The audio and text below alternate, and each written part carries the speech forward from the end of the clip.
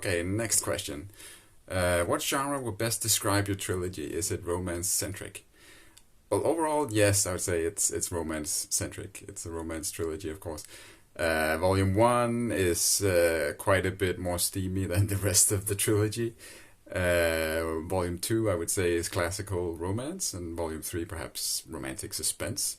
But beyond the romantic theme of finding true love, I would say there's also an existential theme of making big decisions in your life, changing your life,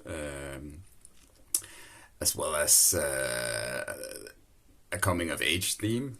Yumiko, for example, who's a teenager in Volume One, becomes CEO in her own company in Volume Two, and Shoko, the Yakuza girl she meets in Volume One, starts an ascent in the Japanese underworld, and becomes quite a senior member of this Yakuza family.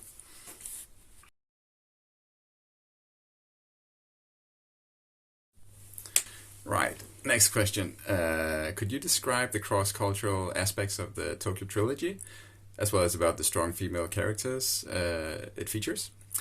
Well, the cross-cultural aspects really take off in Volume 2, because in Volume 1 all characters are Japanese, but in Volume 2 I introduce a new character named Linda, a Danish high school teacher who goes to Tokyo on a working holiday and falls hopelessly in love with the Japanese man she meets, Tanaka-san.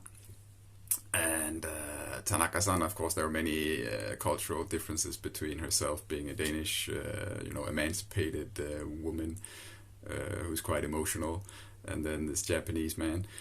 Um, he is both, endlessly fascinated by her personality, but also frustrated sometimes.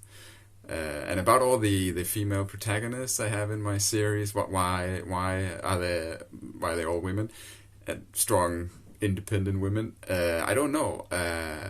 Growing up as a teenager, I read a lot of comic books. Of course, Batman and Superman and Tintin, but also a Belgian comic called Yokotsuno, and the Yokotsuno is basically a Japanese heroine of that story, and I guess perhaps I